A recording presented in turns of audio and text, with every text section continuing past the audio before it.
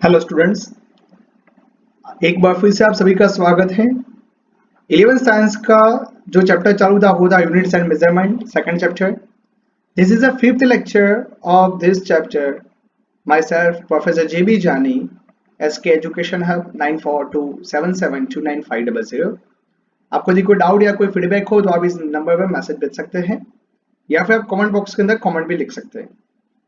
Now आगे बढ़ने से पहले एक बार देख लेते हैं कि topic discuss in last lecture, कि बेटा हम लास्ट लेक्चर में क्या पढ़े थे। तो हम लास्ट लेक्चर में पढ़े थे measurement of mass, measurement of time, accuracy and precision of instrument, and the last point was least count of measuring instrument. तो ये चार टॉपिक जो थे ना वो अपने लास्ट लेक्चर में पढ़ चुके हैं। तो बेटा यदि आपने लास्ट लेक्चर नहीं देखा तो आप एक बार उसको देख लीजिए, ठीक है। आपको यहाँ पे आई कार्ड के अंदर भी वो लेक्चर्स दिखाई देगा, तो आप वहां से देख सकते हैं। नाउ आज के लेक्चर्स के टॉपिक क्या है, specific objectives of this lectures are to be discuss. तो आज हम पढ़ने वाले हैं the requirement in the measurement of a physical quantity with accuracy. भाई कोई भी फिजिकल क्वांटिटी का यदि हमें मेजरमेंट लेना है वो भी एक्यूरेसी के साथ, तो कौन सी रिक्वायरमेंट होती है। वो चार टॉपिक यहाँ पे हम थोड़े छोटे टॉपिक है वो यहाँ पे लेने वाले हैं। कि हम सबको पता है कि एक्यूरेसी क्या होता है, तो हमने पढ़ा था कि ट्रू वैल्यू, यानी कि किसी भी फिजिकल क्वांटिटी की ट्रू वैल्यू निकालने के लिए हमें कितनी कितनी चीजों की जरूरत पड़ती है वो। उसके बाद हम पढ़ने वाले meaning of error in measurement, then after classification of errors, and fourth one is the types of error. तो बाद में हमारा जो पूरा लेक्चर है वो एरर के ऊपर चला जाएगा, ठीक है। कि मेजरमेंट के टाइम पे यदि कोई वहां पे मिस्टेक होती है तो उसके टाइप्स क्या होते हैं, उसका मीनिंग क्या होता है, ठीक है, उसका क्लासिफिकेशन कैसे किया जाता है एरर्स का, तो वो सारी चीजें यहाँ पे सीखी जाएगी। तो चलिए बेटा आगे बढ़ते हैं। एंड एक सिंपल सा जो एक मार्क का क्वेश्चन है उसको समझ लेते हैं। The requirement in the measurement of a physical quantity with accuracy, कि किसी भी फिजिकल क्वांटिटी को मेजर करने के लिए वो भी एक्यूरेसी के साथ कौन सी चीजों की रिक्वायरमेंट होती है।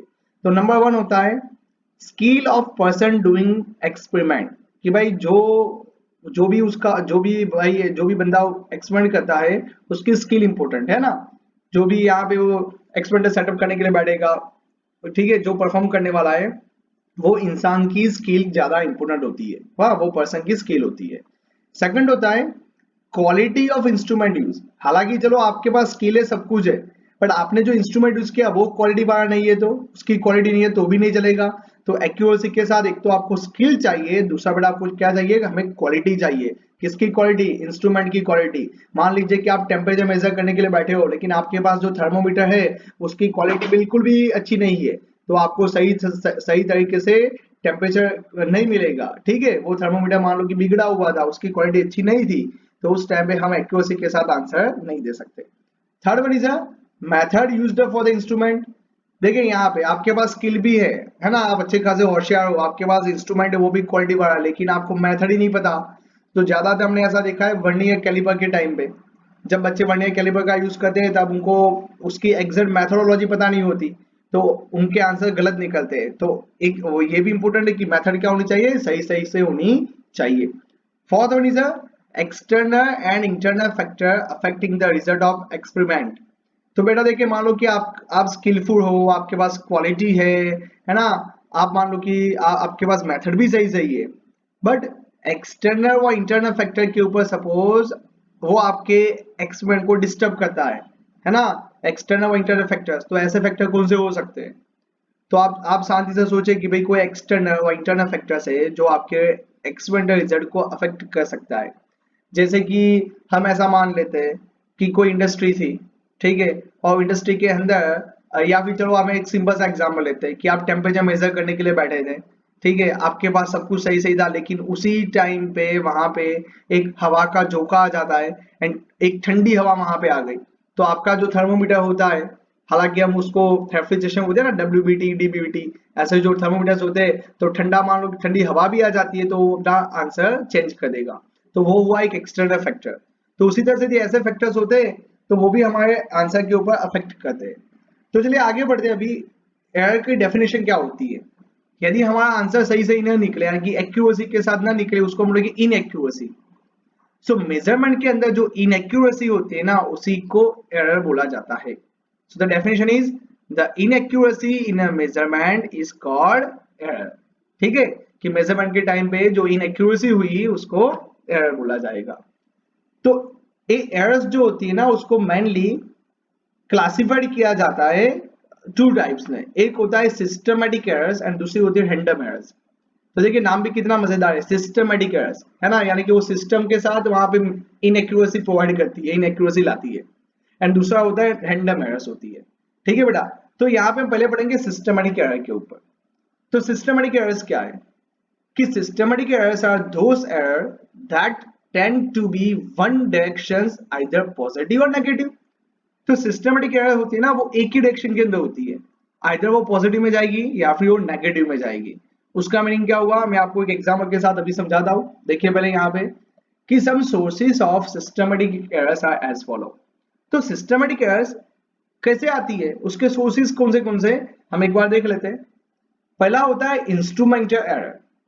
यदि इंस्ट्रूमेंट में कोई गड़बड़ी है, ओके, तो वहां पे जो भी मान लो कि इंस्ट्रूमेंट एरर जो हुई, ओके, एंड इंस्ट्रूमेंट में गड़बड़ी थी, उसकी वजह से आपके मेजरमेंट के अंदर कोई गड़बड़ी आती है, तो वैसी जो एरर होती है ना उसको बेटा बोला जाता है सिस्टमेटिक एरर।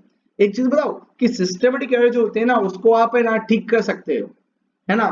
ऐसा नहीं है कि वो जो एरर वो आपको लाइफ टाइम मिलेगी। आप उसमें मान लो कि जैसे इंस्ट्रूमेंट एरर था तो आप इंस्ट्रूमेंट को ठीक कर दो तो आपकी एरर वहां पे ठीक हो जाएगी।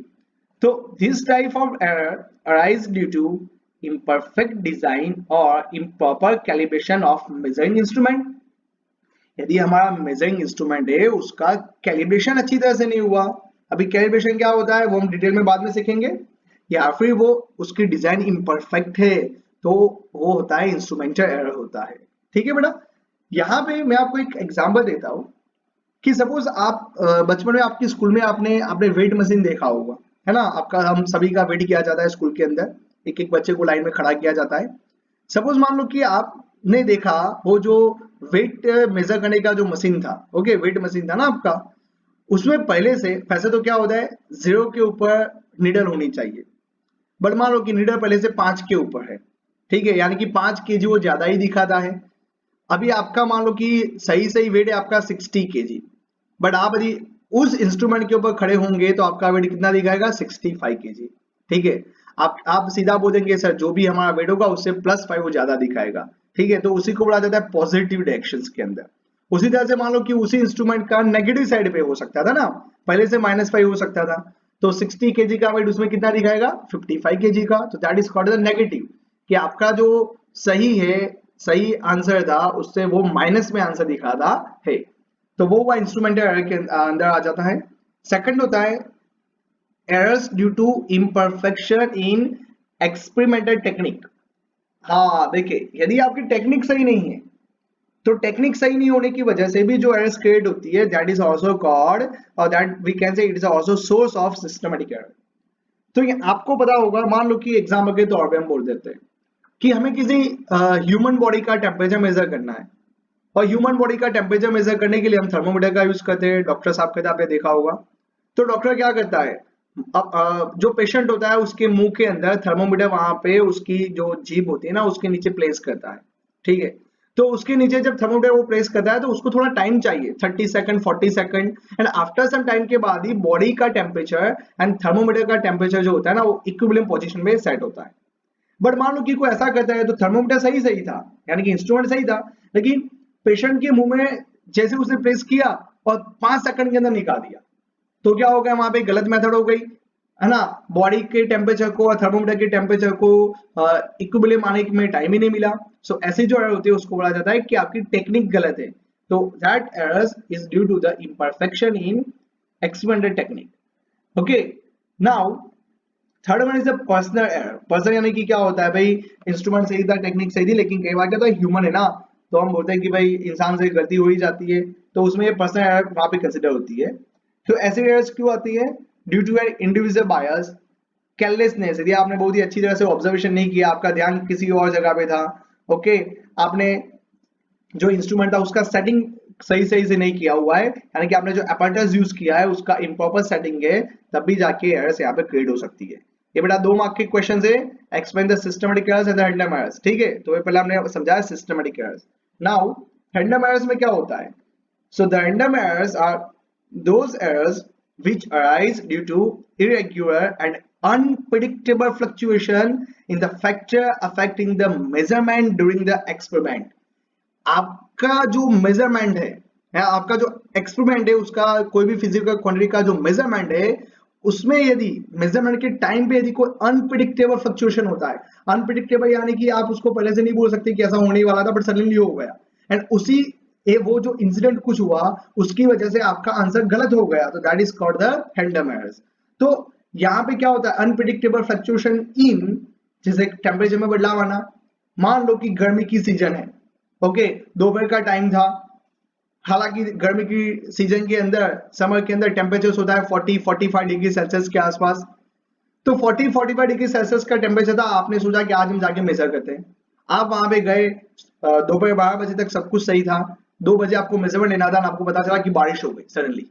आज का तो कुछ भी होता है ना कि कभी भी बारिश हो जाती है, तो आपने देखा कि 2 बजे सडनली बारिश हो गई ना, आपका टेम्परेचर वहां पे चेंज हो गया। अब आप मेजरमेंट लेने के लिए जाएंगे तो आपको समर का टेम्परेचर मिलेगा नहीं मिलेगा, क्योंकि वहां पे अनप्रिडिक्टेबल फ्लक्चुएशन हो चुका है। Second is a voltage supply. मान लीजिए कि आपके घर पे कोई लाइन जाती थी, आपने सोचा कि मैं यहाँ पे वोल्टेज मेजर करता हूँ, हालांकि घर में 230 वॉट होते हैं, एंड आपने जैसे मेजर किया, आप मींस अनप्रिडिक्टेबल के साथ, या फिर हम बोल सकते हैं कि कोइंसिडेंट के साथ, आपका जो हमारा जो इलेक्ट्रिक पावर सप्लाई बोर्ड होता है वो सडनली हाई वोल्टेज लाइन वहां पे छोड़ देता है, एंड 230 की जगह आपके घर में ज्यादा वोल्टेज या कम वोल्टेज दिखाता है। तो ऐसे यदि आप कोई चेंज आ जाते हैं वो भी इसके अंदर रैंडम एरर्स के अंदर कंसीडर किए जाते हैं। उसके बाद mechanical vibration of experimental setup. यदि हमने कोई सिस्टम बनाई हुई है लेकिन वो वाइब्रेट होती है, तो वाइब्रेशन जो होता है वो भी एक रैंडम एरर वहां पे क्रिएट करता है।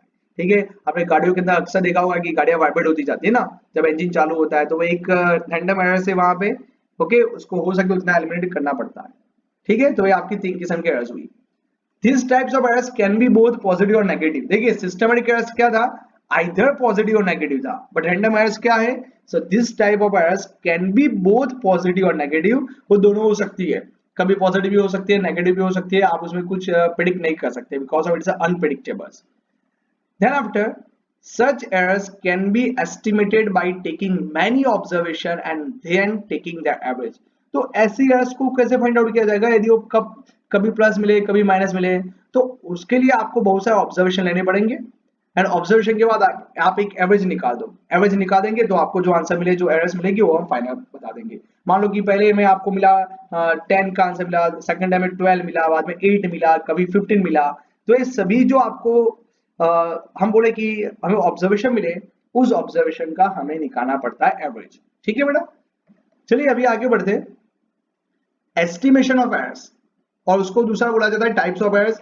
आपके सामने में यहाँ पे 5 मार्क्स का एक अच्छा खासा सम्स आपको दिखाता हूँ, ठीक है, और सम के थ्रू ही हम समझेंगे estimations of errors and the types of errors. ये आज के लेक्चर्स का सबसे मोस्ट आईएमपी पॉइंट है। तो एस्टिमेशन ऑफ एरर क्या होता है? तो हम पहले एक परफॉर्मेंस के बेस पे समझते हैं। वी वांट टू मेजर, और we measure the period of oscillation of a simple pendulum. हम एक सिंपल पेंडुलम का ऑसिलेशन मेजर करने वाले हैं, और पीरियड ऑफ ऑसिलेशन यानी कि time period in a successive measurement heading turn out. तो आपने अलग अलग, यानी कि आपने बाई टर्न आपने अलग अलग उसके टाइम पीरियड निकाले। तो पहले हमें पता चला, या हम बोल देते कि 5 स्टूडेंट थे, है ना। हम देखो यहाँ पे एक एग्जाम्पल लेते हैं, हमारे पास 5 स्टूडेंट थे। नेम स्टूडेंट्स क्या हमने लिखा है? अंश, श्रुति, प्रियांशी, भव्य, निसर्ग। तो ये 5 बच्चे थे, 5 स्टूडेंट्स थे। पांचों बच्चों को बोला गया कि आप सिंपल पेंडुलम का टाइम पीरियड निकालिए। टाइम पीरियड क्या होता है अभी आपको नहीं समझने का, हम बाद में आपको समझा देंगे, ठीक है, बट आपने टाइम पीरियड निकाला।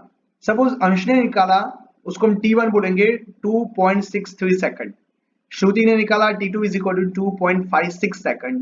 प्रियांशी ने आंसर निकाला है T3 is equal to 2.42 second. Bhavya ने निकाला T4 is equal to 2.71 second. Nisarg ने आंसर दिया 2.80 सेकंड। तो यहाँ पे पांचों बच्चों ने अलग अलग ऑब्जर्वेशन किया। तो अभी सवाल आएगा, हमें तो नहीं पता कि किसका आंसर सही किसका गलत है। ओके, हमारे पास कोई पहले प्रीवियस लेक्चर में मैंने आपको ऐसा ही एक सम दिया था, लेकिन वहां पे मैंने आपको ट्रू वैल्यू दे दी थी। यहाँ पे तो हमें खुद नहीं पता कि ट्रू वैल्यू कितनी है। हमने तो फर्स्ट टाइम ऑब्जर्वेशन किया, परफॉर्मेंस किया, हमें पांचों ने आंसर अलग अलग दिए। तो जब पांचों के आंसर्स अलग अलग होंगे तो हमें सबसे पहला स्टेप क्या करना पड़ेगा? तो सब लोग बोलते हैं सर यदि हम अंश को सही बोल देंगे तो बाकी चारों को बुरा लग जाएगा, यदि हम किसी एक के आंसर को सही बोलते हैं तो बाकी चार लोग क्या बोलेंगे, ऐसा तो नहीं हो सकता, हमारे आंसर भी सही हो सकते थे ना। और सही बात है, हम साइंस के अंदर हम सीधा नहीं बोल सकते कि यही सही, we can not bias with anyone, हमें कुछ टेक्निकली, हमें साइंटिफिकली कुछ प्रूव करना होता है। तो एक रास्ता ऐसा निकाला जाता है इस मेथड में कि चलो ना, मैं सबका एवरेज ले लेते हैं। तो सबसे पहले सबका एवरेज लेते हैं। तो एवरेज को मैं यहाँ पे लूंगा टी बार, टी यानी कि टाइम पीरियड था। यदि मान लो कि आप फ्रीक्वेंसी निकालते तो एफ बार लिखते, यदि आप मान लो कि लेंथ निकालते तो एल बार आता, तो यहाँ पे L1 L2 होता। हालांकि यहाँ पे टाइम है तो मैंने लिखा T bar is equal to T1 plus T2 plus T3 plus T4 plus T5 divided by 5। 5 क्यों? क्योंकि नंबर्स ऑफ ऑब्जर्वेशन कितने, 5 है। जब हमने वैल्यू अप्लाई की, देखिए बेटा सब वैल्यू हमने अप्लाई की, 2.63 plus 2.56 plus 2.42 plus 2.71 plus 2.80 divide by 5, so we get the answer 13.12 divided by 5 and our answer is 2.62 second। तो हमें आंसर क्या मिला, 2.62 सेकंड हमें आंसर मिला। तो हम मान लेंगे कि भाई ए जो है ना वो हमारी ट्रू वैल्यू है, हमने उसको एज्यूम किया है, वैसे भाई हमने सबका एवरेज निकाल के हमने जो आंसर मिला हमने उसकी ट्रू वैल्यू। अभी आप देखिए क्या किसी का भी आंसर 2.62 है? आप बोलेंगे सर नहीं है। अंश का 2.63 है, श्रुति का 2.56 है, प्रियांशी 2.42 है, भव्य 2.71 है, निसर्ग है 2.80, but no one have the answers 2.62। तो यहाँ पे उसके बाद हम देखेंगे कि this value is assume as a true value.